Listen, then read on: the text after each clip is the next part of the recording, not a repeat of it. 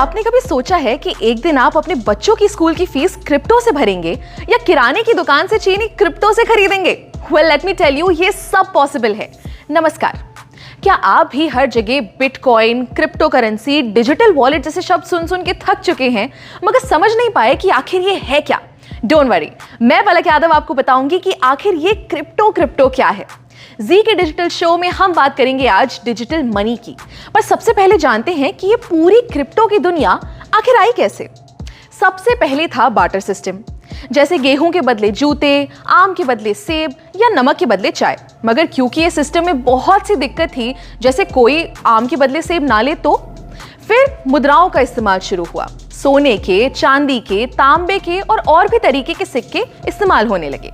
Partition से पहले भारत में दमड़ी, टका, पाई, आना, दमन्नी, चवन्नी, अठन्नी और रुपए के सिक्के चलते थे। मगर सिक्कों के भारी वजन की वजह से उनको लेकर इधर उधर जाना बहुत मुश्किल होता था, इसलिए पेपर करेंसी यानी नोट आना शुरू हुए। अब नोटों का इतिहास तो हम जानते ही हैं। 10,000 के बड़े बड़े नोट से शुरू होकर जो वॉलेट में भी ना आए, नोट छोटे से छोटे होते गए और अब तो ज्यादातर लोग बिना पेपर करेंसी के ही चलते हैं। आज से 5-6 साल पहले किसी ने सोचा भी नहीं होगा कि सिर्फ एक QR कोड को स्कैन करके किसी को पैसे भेजे जा सकते हैं। मगर आज पेटीएम, गूगल पे, फोन पे हर दुकान नुक्कड़ पर मिल जाएगा। ऐसे ही मैं आपसे कहूं कि डिजिटल करेंसी की दुनिया दूर नहीं है तो शायद आप भी विश्वास नहीं करेंगे, मगर 2009 से ही ये पूरी दुनिया शुरू हो चुकी है। शुरुआत में लोगों को इसके बारे में उतना पता नहीं था, मगर पिछले कुछ सालों में ये बहुत पॉपुलर हो गया है और आगे ये सिर्फ बढ़ेगा ही। मगर ये डिजिटल करेंसी या क्रिप्टो करेंसी होती क्या है? डिजिटल करेंसी एक वर्चुअल करेंसी है, यानी जिसे आप इन नोटों की तरह अपनी जेब में नहीं रख सकते। ये हमारे ऑनलाइन वॉलेट में रखी जाती है, यानी बिना किसी झंझट के आप इसे कहीं से भी एक्सेस कर सकते हैं। अच्छा, इसी का दूसरा नाम कह सकते हैं क्रिप्टो करेंसी। Crypto currency. अब करेंसी का मतलब तो हम समझते हैं पैसा, मगर ये क्रिप्टो किस भला का नाम है? क्रिप्टो मतलब छुपा हुआ या जो सीक्रेट हो, यानी कि आप क्रिप्टो करेंसी से अपने पैसे की जो भी ट्रांजैक्शन करेंगे या लेन देन करेंगे वो सब छुपा हुआ होगा और सिक्योर होगा। ये क्रिप्टो करेंसी का चलन 2009 में शुरू हुआ, जब सबसे पहली बार सातोशी नाकामोटो नाम के एक आदमी ने वर्चुअल करेंसी बनाई। अब इसका नाम हम सब ने कहीं ना कहीं सुना ही है। जी हाँ, बिटकॉइन।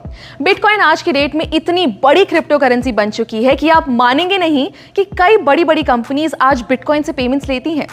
एक मजे की बात बताऊं, अगर आपने 2009 में एक बिटकॉइन खरीदा होता तो आज आपके पास बिना कुछ किए बैठे बिठाए करीब 16 लाख रुपए होते। मगर आज इथेरियम, डॉजकॉइन, टेथर जैसी 19,000 क्रिप्टो करेंसीज बन चुकी हैं। इन करेंसीज को हम खरीद सकते हैं, बेच सकते हैं और चाहे तो इनमें इन्वेस्ट भी कर सकते हैं। अब ये तो हम समझ गए कि क्रिप्टो करेंसी एक तरीके के ऐसे पैसे हैं जिन्हें हम छू नहीं सकते, मगर अगर हम इनसे खरीदेंगे या बेचेंगे तो इसे कोई कंट्रोल कर रहा होगा क्या? जी नहीं, यही खास बात है क्रिप्टो करेंसी की। इसे कोई थर्ड पार्टी जैसे कोई बैंक या कोई सरकार कंट्रोल नहीं करती, यानी कि ये डिसेंट्रलाइज्ड होता है। पूरे ट्रेडिशनल बैंकिंग सिस्टम को तोड़ते हुए क्रिप्टो की ट्रांजैक्शन सीधे एक वॉलेट से दूसरे वॉलेट में होती है। क्रिप्टो करेंसी को पहले उतनी मान्यता नहीं मिली थी। भारत जैसे कई देशों में इसका इस्तेमाल बैन था, मगर धीरे धीरे बहुत से देशों में ये लीगल हो चुका है। मार्च 2020 में भी इंडिया ने क्रिप्टो करेंसी से बैन हटा दिया। यहां तक कि हमारी फाइनेंस मिनिस्टर निर्मला सीतारमण ने 2022 के बजट में डिजिटल रुपी लॉन्च करने की बात की है। जी हाँ, भारत की पहली डिजिटल करेंसी। RBI द्वारा लॉन्च की गई ये करेंसी रुपये के बराबर होगी और इसे फिजिकल करेंसी से एक्सचेंज किया जा सकेगा। है ना कमाल की बात? दोस्तों, क्रिप्टो की ये दुनिया जितनी बड़ी है उतनी ही इंटरेस्टिंग भी है, तो इनके बारे में हम जितना जानें उतना कम रहेगा। अगली वीडियो में हम आपको बताएंगे क्रिप्टो से जुड़े एक बहुत अहम चीज के बारे में जिसका नाम है ब्लॉकचेन। तब तक के लिए स्टे ट्यून्ड और देखते रहिए जी न्यूज़ डिजिटल।